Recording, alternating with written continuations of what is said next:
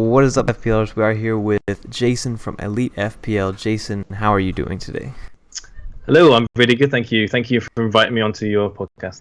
Thanks for coming on. So, we just sent each other our teams, and you'll see them on the screen now. The first thing I'm seeing is you have 4.5 and 4 keepers. So, and as you can see, I went with Ederson. So, why did you go with Ryan over Ederson? So yeah, it's a popular pick having Ryan and Button for Brighton, just for budget options. I've always been a fan of having a budget goalkeeper throughout the season. Fabianski last season really served me well, and Patricio at times as well.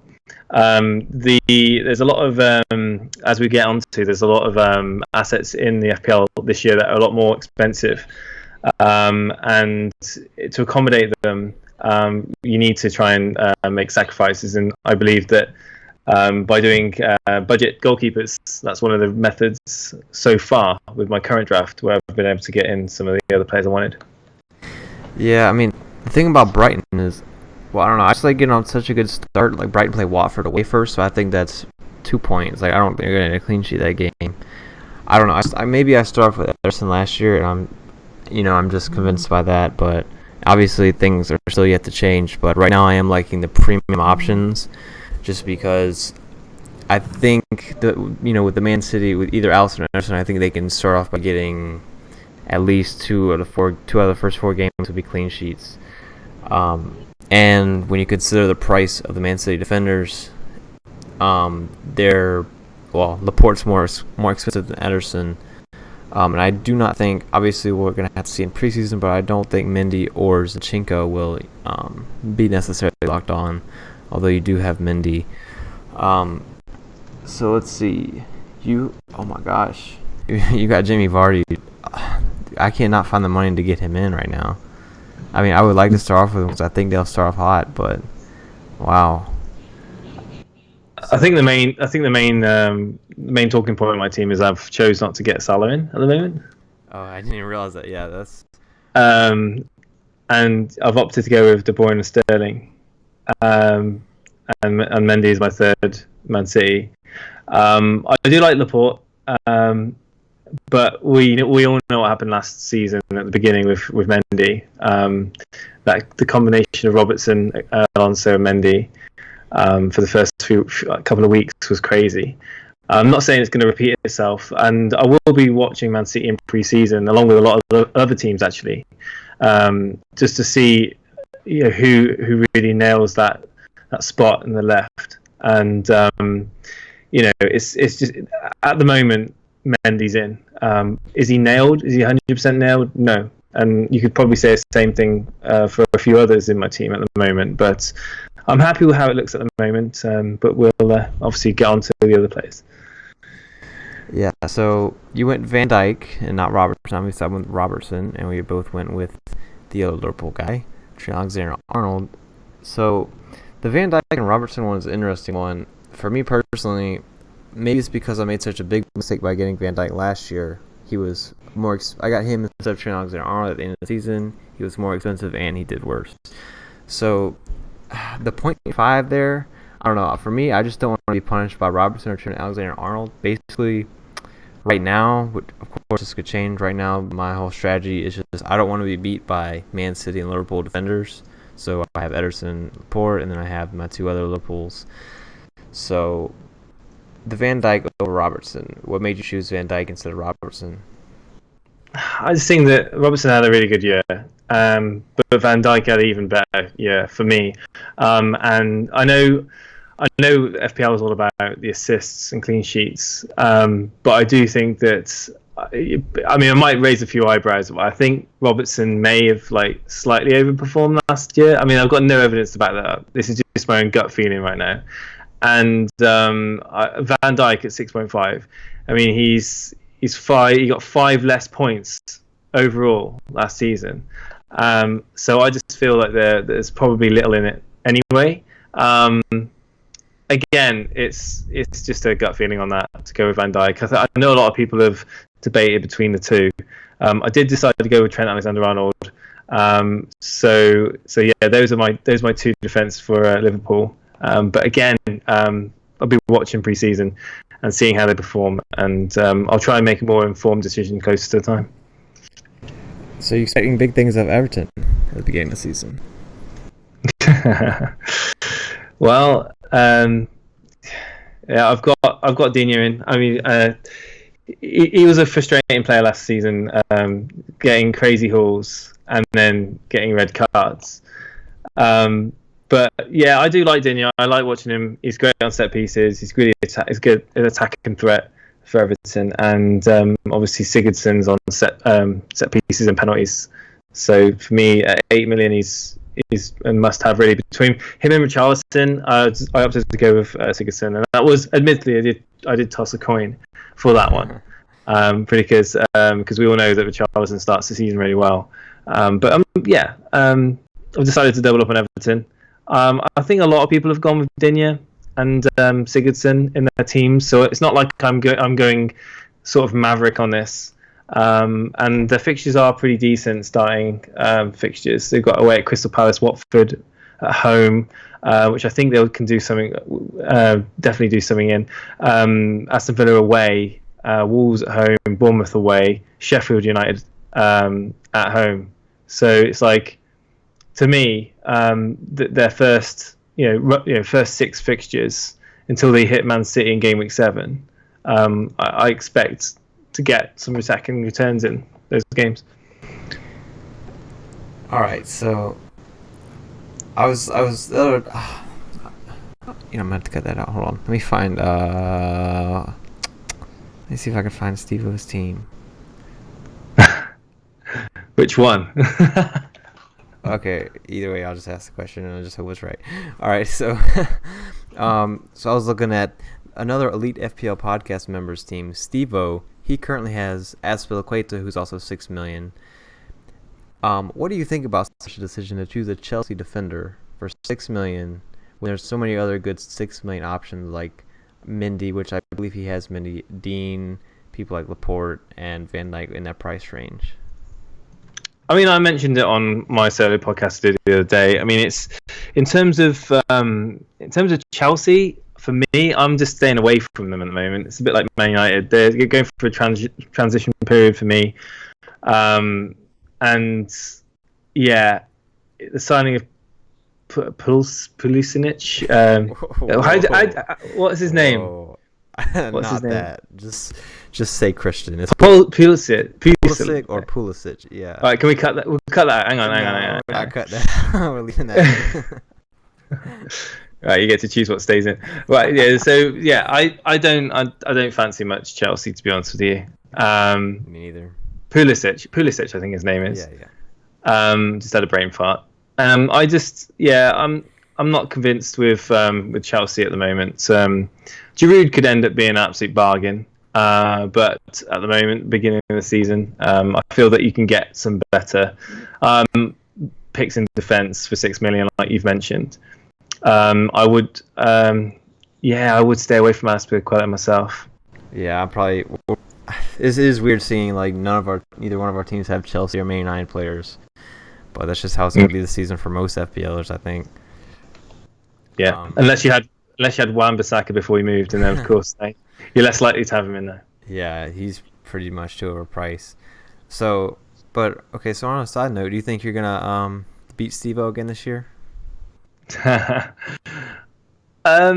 Steve is a great FPL manager, and he spent a lot of last season really concentrating on what I was doing and not about what he was doing. And if he can spend the effort, the same sort of effort into his own gut instincts and doing what he said he's going to do and doesn't actually do it but actually does it, then I think that he could really give me a more run for the money. And I think last season it was all about the start. I started really well, and the particular mini league that we were in, I stayed top from game week 1 to game week 38, which is like unheard of. So yeah, it was a really weird season last season, and I certainly don't expect for the same to happen again, especially when so many teams are going to be so similar as well at the start of the season. I think there's probably going to be well, it's probably going to be such a small lead at the beginning because of so many popular picks being in most people's teams, and I think it will be the captains, and any brave people that choose to captain the likes of Sterling, even Vardy, Aguero, and all it takes is Salah to blank game week 1 against Norwich, and they're already off to a good start. But who knows? I'm not going to say yes. I'm not going to say no. I'm just going to see how it goes. All right. Well, one interesting thing, we both have Zaha. Now, if he moves, like let's say he goes to Arsenal, I probably would get rid of him just because it will be so unpredictable as to where he starts, what his role is in the team, and all that. Other 7 million options, there are actually a decent amount. I mean, there's Milivojevic, but his value would also go down. What do you think about Zaha if he leaves for Arsenal? That's a very good question. I've not thought too much. I mean, I don't know how likely it is. I mean, I know his head's been turned by Arsenal, but I don't know how likely it is that he's going to go. If he does go, you would think the type of player that Zaha is, that he would be a first-team starter. I would rate Zaha over Mkhitaryan, for example. Oh, yeah. So, I mean, again, it's there is rotation in the Arsenal team. I know that, but yeah, I think you would have to consider his place in your team if he does go to Arsenal.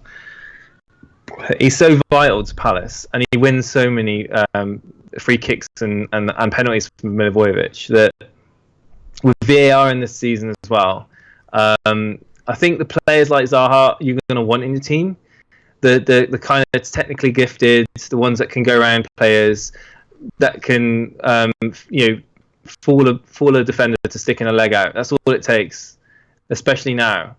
I mean, he can still go down silly like a dive, but as long as there's contact, VAR is going to pick it up. So at 7 million, I think he's at that point where you can take the risk, even if he does move to Arsenal. To be honest with you, Milivojevic doesn't. To me, his value goes down if Zaha leaves, and there's no one really. I mean, Perez could be an interesting one. Perez. I mean, I'm really considering getting Perez in, and I haven't really got a route to bring him in. So, who knows? Before the season starts, I may go Zaha to Perez. Yeah, if he does, yeah, he looks like decent value. I mean, who knows what could happen there? But yeah, I do think Zaha. It's probably like most things. It's probably gonna come down to preseason. Like if he goes to Arsenal or any big team, and he looks good in preseason for 7 million, I can't imagine myself not having him in. If they really establish his role and say, yeah, he's a definite locked-in starter. But yeah, I think there's so many people that I see like on Twitter and everything getting Zaha, and for good reason too, especially with the Crystal Palace and with the VAR, and Everton, and then Shrewsbury, not Shrewsbury, Sheffield United. The second week could very well be a big game. Right now, we also both have Mr. Josh King. Now, personally, I want to find a way to get Colin Wilson into my team because he has a higher chance of getting those hat tricks in the first weeks as he's done in the past. But I noticed that you've spent up at 8 with Sigurdsson. Meanwhile, I currently have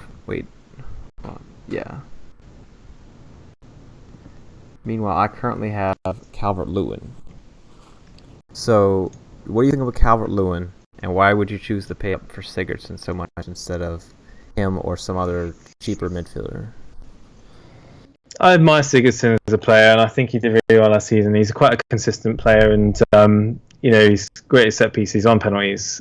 And I think there's value in him at 8.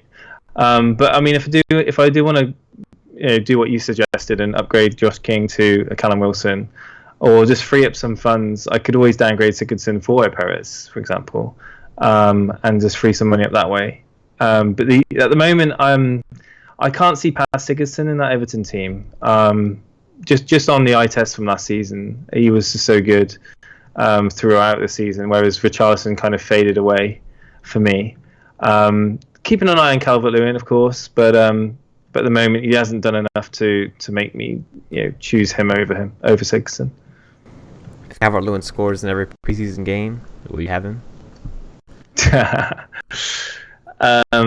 Preseason is an indicator. You shouldn't, obviously, teams play differently in preseason. There's a different mentality. But if he scores in every game in preseason, will I get him in? Depends on who's assisting him. If it's Sigurdsson, depends on who's. There's a lot of factors. Like, he would be closer on my radar, of course, if he did really well in preseason. All right, I was just trying to see how much you value preseason. Now, obviously, here's my prediction. I think in your midfield, well, first of all, it's good because you have a lot of money in the midfield. I think you'll get points, and it'll be very interesting to see, your big midfield with, Sterling. I mean, people have Salah and Sterling, but basically, instead of Salah, you're able to spend up and get Sigurdsson and De Bruyne and Zaha. I mean, obviously, he's not the most expensive, but still, you don't really have any cheap options, obviously, besides Donker. So, I think the first game, Salah does really well, and you fall behind. But eventually, if you hold, I don't know. That's almost one of those things where you need to not react too soon. Like, if that's what you want to do and not have Salah, knowing that Liverpool have, a banger of their first two games, it seems like more of a long-term option to me. But I think you'll probably start off slower than teams with Salah. That's my gut feeling. So what would Salah have to do in the first game or two for you to transfer him in, or would you even consider it at all? What would Salah need to do? Well, you definitely. I mean, there is a question mark on whether he'll play the majority of the game or even start due to the African Cup of Nations. So I mean, there's a few days. I don't know off the top of my head. It's like 3 days or something. And then there's. I just think. What has he got to do for me to get him in my team? Is that the main question here? Yes. I mean, it's chasing the game week before, isn't it? Like, if he got a hat trick at home to Norwich, then those points are gone. And so many times you see people quickly knee-jerk players that have done incredibly well. I mean, it happened with Hazard last season, getting the hat trick. I mean, chasing last week's points, and then the following week they don't get anything. So it's like I said, my team's not final. Am I going to hold out and not bring Salah into my team? I mean, bear in mind last season when everyone was transferring Salah out for Mane, I kept Salah in my team, and I held fast in stubbornness. To the cognitive dissonance came out in me, and was like, no, I'm keeping him, and there's nothing Mane can do to make me take him out. And again, pre-season is going to be an indicator for me for players, not Salah, of course, but like just players, shifting them around. And if I can free the funds up, I mean, take out Sigurdsson, bring in a Perez.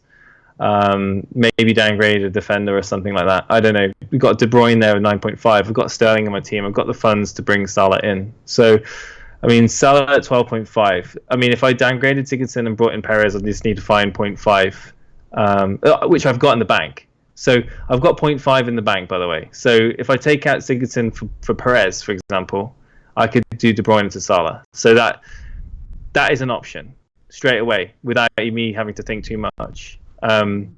So yeah, without going through lots of combinations, I do kind of have backup plans in the event of such eventualities. Yeah, I think just not having Salah in general is differential, which isn't necessarily a good or bad thing. But one thing it does allow you is you have the one big midfielder still with Sterling. But you have all these price points, like you have Vardy at 9 and King 6.5, and you have midfielders from 7, 8, 9.5, 12.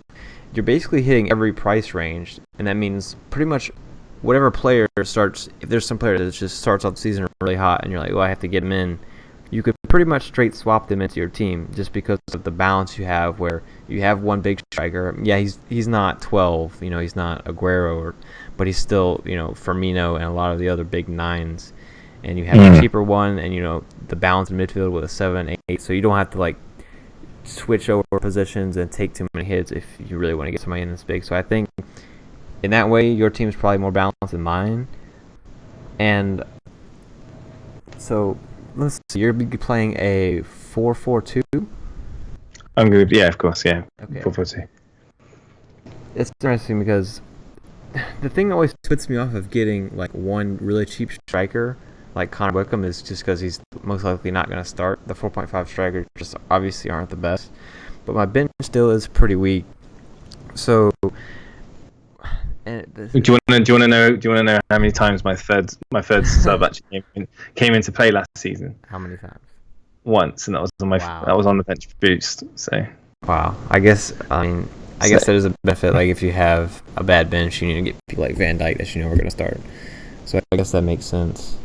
I don't know. I just wonder if you could maybe like do something different. I don't mind the team though, and that 0.5 you have really adds a bonus because that means you can go Mendy to Laporte if you have to. Like you said, you get Salah. So that's very nice. What do you think about my team? What do you think I shouldn't do? Okay, let's have a look at your team. So Edison in goal, premium goalkeepers. I see why people do it. There's value in it. Especially in getting into the City defense, obviously guaranteed starter.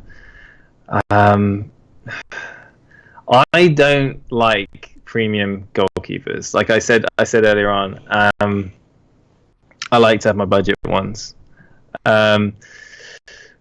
But he did have a great season last season, and there's no reason why you can't have a good season this season. I can see why you've done it, and so. We'll start with the goalkeeper. Yeah, that's fine. Edison, we all know him, and he's gonna return you some points. Laporte, solid defender, really double game week hero from last season. Everyone knows him. And then of course you've got the Alexander-Arnold Robertson combination. Massive amount of points last season. Assist kings. They were just bombing it down the left and right wing.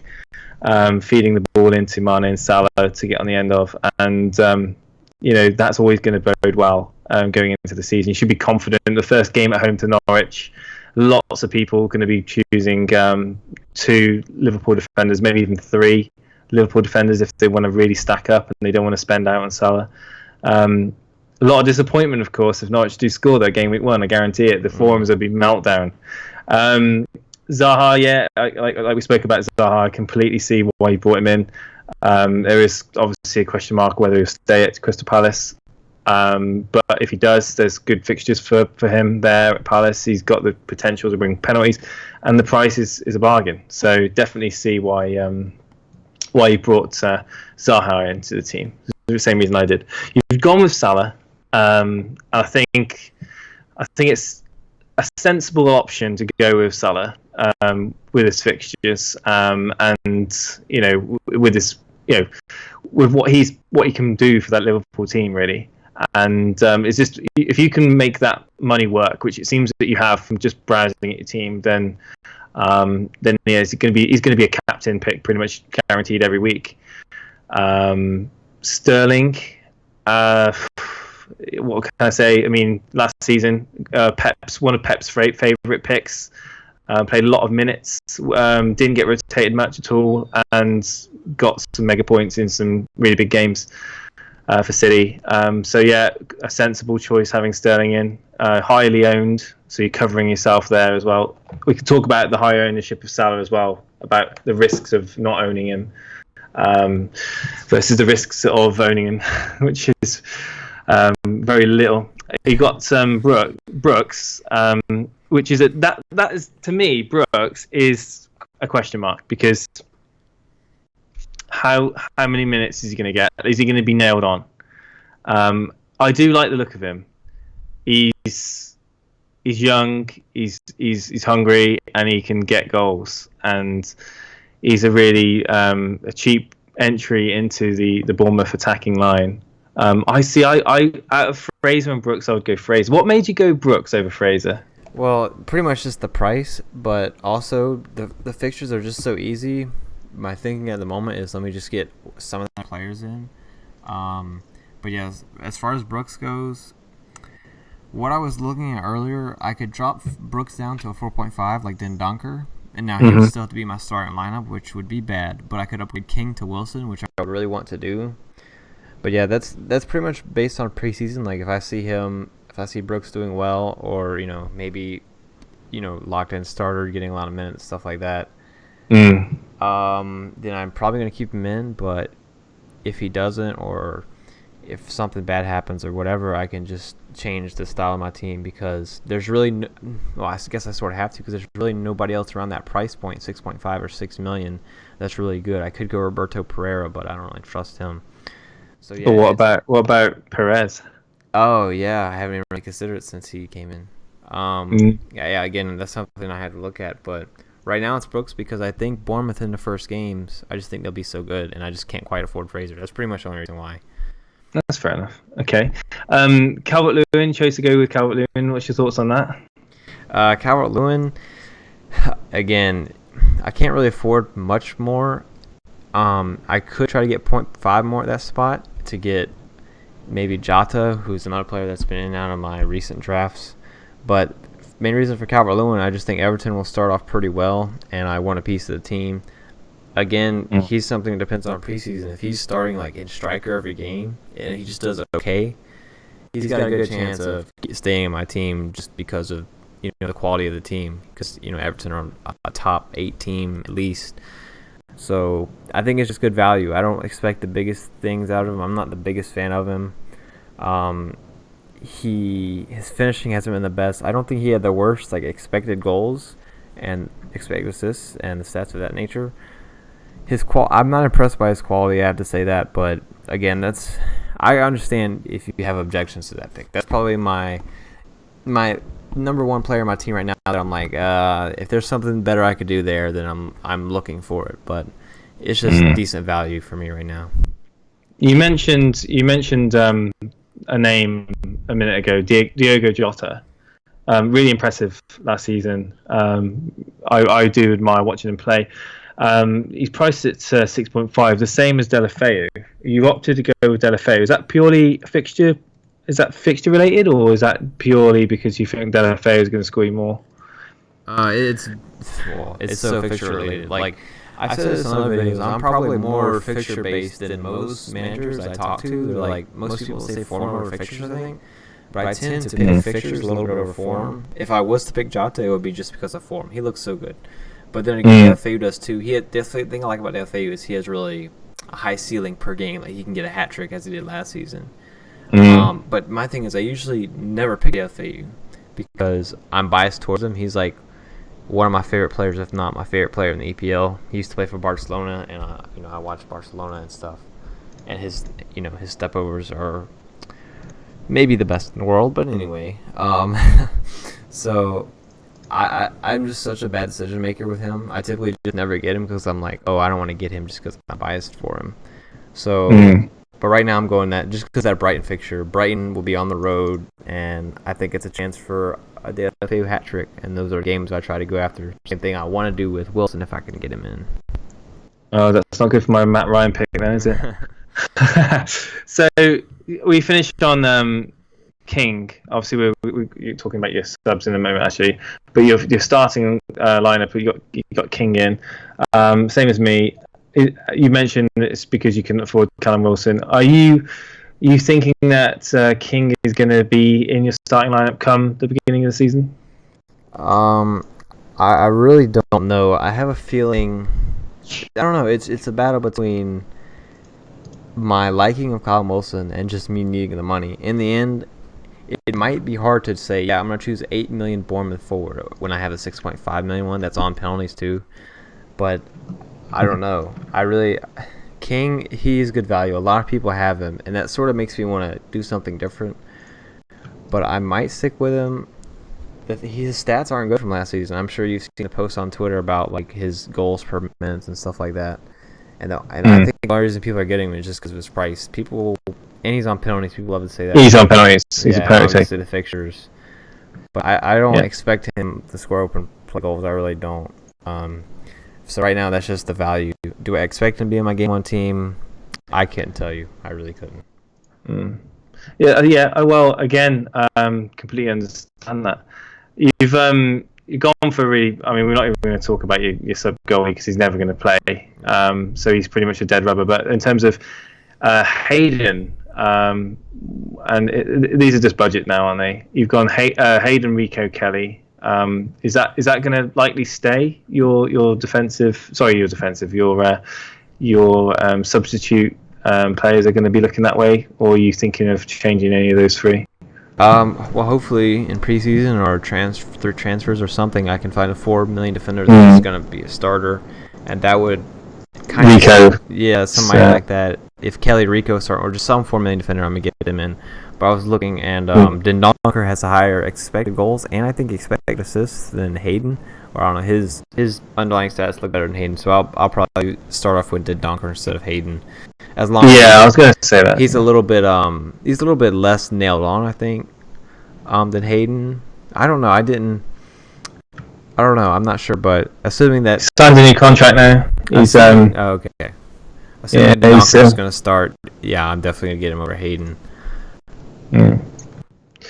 Well, I mean, it's going on value. You've got a lot of money in the Salah and Sterling in midfield, and then you've got the 14 million between Alexander-Arnold, and then obviously you got the Laporte at 6.5. So you've got a lot of money in those centre five, almost the spine of your team, being Alexander-Arnold, Robertson, Laporte, Salah, Sterling, and then the rest of your team is kind of budget, almost like low or sort of mid-level to budget players to just kind of cater for those. Obviously, we're talking Edison in goal, included in those starlets that you've got. But you've got like 6 main pricey players, and then you've got like budgets to kind of allow them to be in your team. That's how I look when I look at your team. That's how I read it anyway. So you really are like you are trying to, every season we're all of us are trying to have those differentials in our team that aren't going to be the highly owned, that are going to try and give you those extra points, because if you captain Salah and 90% of the game captain Salah, then your movements in the league are going to come from your Brooks, your Delafeu, your Calvert-Lewin. But they can move me up or down. I'm not concerned with how differential someone is. I really don't care. I wish I should like install extension on my Google Chrome app that like doesn't show me the team ownership percentage. That way I know I won't be affected by it at all, because I generally think like people, unless it's the last 2 weeks of the season and you're trying to win a league or something, there's really no reason to take that into consideration, because yes, being differential, it's not necessarily a good thing. Yes, it can cause you to move up, but it can just as well cause you to move down. I try not to let that impact my decisions, but when I mentioned that, I was just saying that I acknowledge that I do tend to drift for the more different option, even though that's not something that I want to do. Do you look at player price rises? Oh yeah, the first half of the season especially. So that's kind of.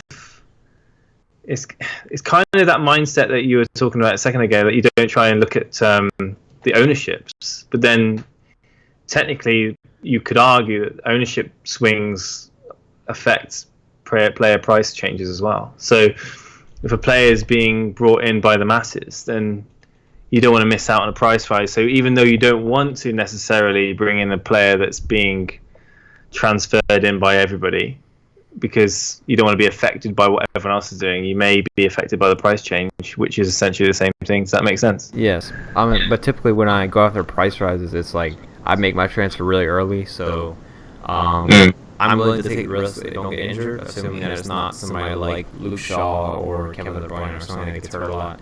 I would just go ahead and make the transfer Sunday or Monday. Like I just keep up, I keep updating on the app that shows, or the website that shows me when the price is going to rise, and then I make sure to make a transfer before the price rises. It is basically just like a time limit when I have to. Am I going to get them? If I'm not going to get him, I mean, if I'm going to get him, then I need to get him before the price rises. I do that pretty hardcore in the early season. So, let's see. You have Dunk, 4.5. Why would you not go with a 4 million defender there? It's because mainly I don't like the look of a lot of the 4 million options. But again, I'm going to be waiting to see if there is any entrance at 4 million where I'm like thinking, yeah. I mean, I did consider Kelly, but like yourself, there's nothing that screams out 4 million that I feel I can get anything from as a sub. And as I probably would have Dunk on my bench, first sub, or second sub. I do expect him to probably feature as a substitute at some point, and I just want to have a player that is a proven is a decent defender, and I'd rather have someone with a 0.5 more that can return me those points as opposed to someone that's not like convincing at 4.0. So yeah, I like the Brighton defense. I do rate it, and I'm just hoping that my gut on that pays off. Yeah, I posted on Twitter the other day. At home last season, Brighton had less expected goals against than Tottenham did at home.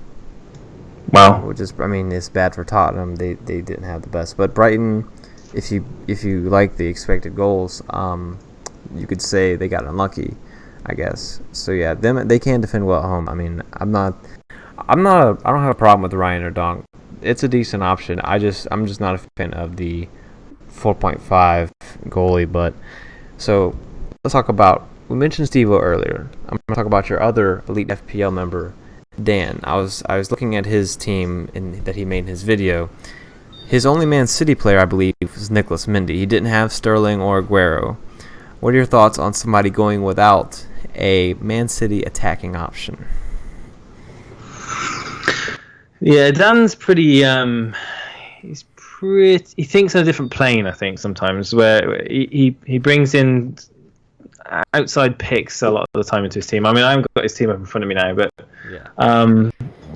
Whether or not he will stick to his guns on his team selection, I very much doubt it. But going on what he did pick in his podcast, what I remember, it was players that you haven't really considered.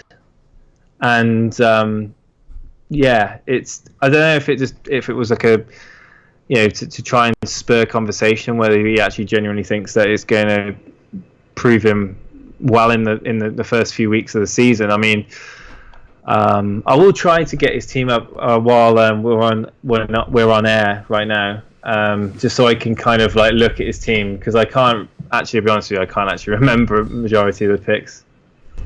Yeah, I mean, he's got Vardy too. He's got Matinho. I don't know. He's got one of the most interesting teams I've seen. That's why I brought it up. But I couldn't imagine going without a Man City attacking option.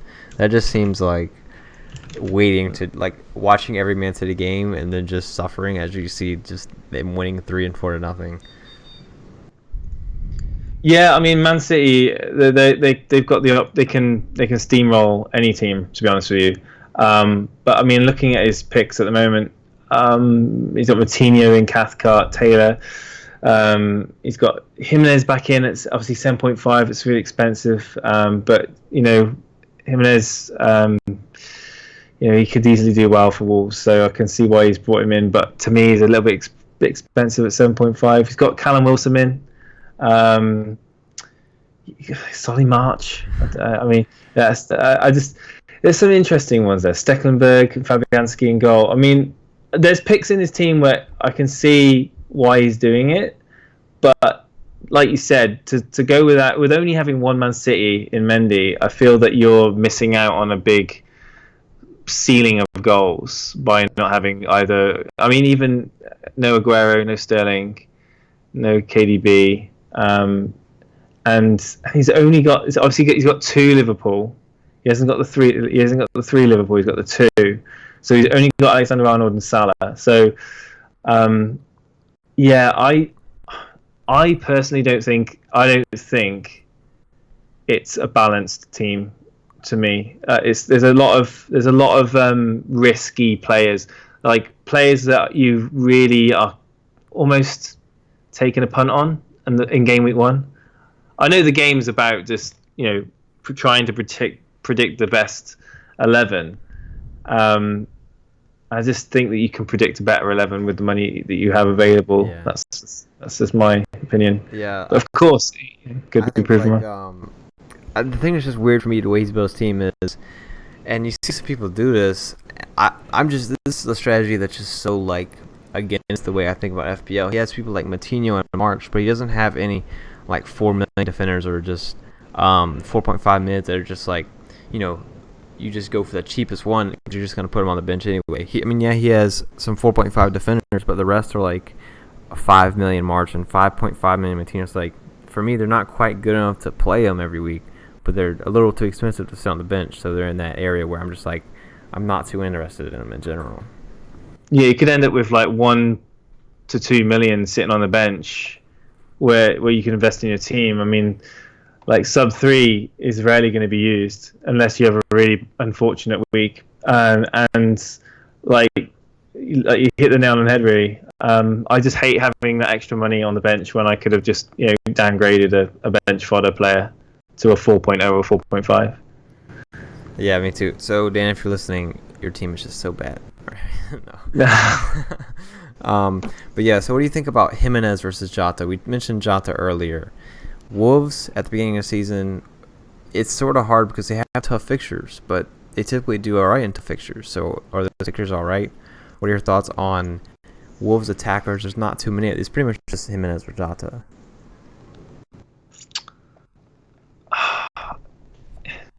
I don't know if I like Wolves fixtures, and I don't know. I just think that Leicester's a hard game. Man United at home is. I think that's going to be a tough game for them. I don't know if they're going to start this season on all guns blazing, really. And I just think that at the moment there's obviously there's other picks you can bring in, which can save you money and have got better fixtures. And like you mentioned, you said you go form over fixtures. I mean, if you were looking to get in Wolves, I probably would go Jota over Jimenez this season. Yeah, me too. I don't really see the value in Jimenez that much this season, especially with Jota 6.5. I expected him to be 0.5 away from Jimenez at the least. I don't know. I think what FPL are doing there, they know so many people loved Jimenez last season, they can price him up and have people still buy him. I don't know. All right. So Go, sorry. I was just going to say, do you think I should do this? Let's say, assuming all the players involved are going to be nailed on starters, should I go Brooks and, what's his name, King in my starting lineup? Or should I go Wilson and Dendoncker in my starting lineup? Oh, Brooks and King or Wilson and Dendoncker.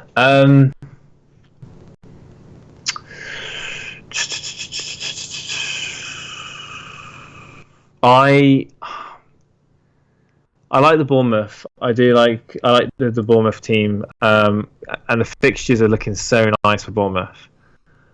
Obviously, you're thinking of starting Dendoncker then, aren't you, over Brooks? In order to do that, yes. No. I think you got it right with the Brooks and King over. I mean, I think that how many times last season when people shifted onto Wilson did King do well? I mean, obviously, admittedly, not as many times. Obviously, Wilson got a lot of assists last season, but King was also scoring and on penalties. I think that people got caught in a trap between Wilson and King last year. I know people that started with King switched to Wilson, missed out on King goals, and then vice versa, switched from Wilson to King, especially when Wilson got injured and then got burnt that way. So it's like, to be honest, I think for the value in the players, I think we'll go with Brooks and King. And if you said assuming Brooks starts, then yeah, having two Bournemouth attackers over a defensive-minded Dendoncker for Wolves, who's got bad fixtures, it's a bit of a no-brainer for me. All right, it's just an interesting strategy because like I saw some people that were like top 10 last year. I was looking at their teams as I was competing with them, somebody had like Conte in there, and that was sort of their strategy. They loaded up so much on other players that one of those like cheap bench players sort of, drifted out onto the field because they just didn't have enough money. And it's not it can potentially work, I think, if that player is just averaging like 3 points a game, like Conte did like throughout the whole of last season. I was doing the math earlier. He averaged over 3 points a game, and it's like it almost makes him an option as long as you think the step up is worth it. But in this case, as you mentioned, that the 1.5 million jump from Wilson to King, when it might not be that much of a difference. This gonna be like one of the biggest questions for me this season, because I'll probably only get one of them. I could get two though. I could go Deulofeu to King. You think I should do that? I could have triple Bournemouth, and I could just get another 4 million defender. No, I wouldn't do that. No, I wouldn't triple up on Bournemouth. I mean, I think going two is enough. Don't want to go two. You don't put too many eggs in one basket with Bournemouth. But I know you got Rico. I know you got Rico there, but you chose King over Deulofeu. But you don't think I should choose King over Deulofeu? No, what you said about having King and Wilson. Yeah. Yeah. So to have King and Wilson in your team, I don't think is good. I think you're putting too many eggs in one basket there.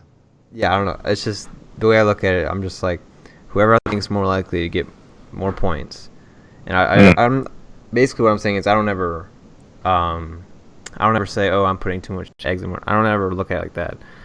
So it's interesting that you say that, because I'm actually very tempted to do that. I actually had King on my team earlier with Wilson. But okay. I don't know. I mean, again, everyone's got their gut feelings about players' picks, player selections.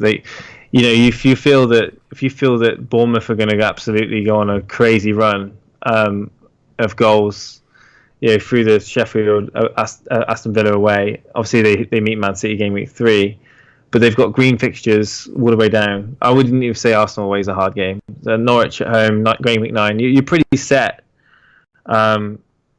And by that point as well, game week 9, you probably have the consideration to wild card anyway if things aren't going right. So I mean, to be honest with you, it is your decision, obviously. I just think that I would be a little bit more cautious. Personally, I'm more of a cautious player. I don't want to be too crazy starting off with a trio of Bournemouth attackers. I'll be happy to start with 2 Bournemouth attackers, but not 3. Yeah, I mean, I can definitely understand that. I probably couldn't end up starting the season like that. That would probably be too crazy. But I just want to get Wilson, because I'm thinking of that hat trick early season. I know another thing as well. Like, I don't know if it's the whole mentality of knowing that you've had those. Like, if Bournemouth play earlier on or something in the game week, and you've had those 3 players play, it's that mentality of knowing that if you've missed out on points. I don't know if that comes into into play with you or anything like that, but there is this in the back of your mind, like if you've got a triple up of players, especially attackers, and they blank, it's kind of like nervous to watch the rest of the game week unfold, really. Yeah, that's true. Mm-hmm. All right, so how long have we been on? Long. All right. More than 30 minutes. All right, so I hope you enjoyed the episode. This is Jason from Elite FPL. Go search the name on YouTube and on Twitter, and you should give them a follow and subscribe. Jason, thanks for coming on today. Hopefully you have a good season. These teams will probably not be final. We'll probably change a lot more, and hopefully Bournemouth will start off very well. Yeah, and I'll be interested to see if you do decide that you want to triple up on the Bournemouth, and to see what you do with your defence and your sub options, because there's a lot of information to get between now and the start of the season, and I know that you are quite meticulous about your feelings and thoughts going in with players. You kind of look at things a little bit different to me. We're kind of different the way we play the game, and it's really nice to hear things from your point of view. And I've taken a lot from the podcast. Thank you.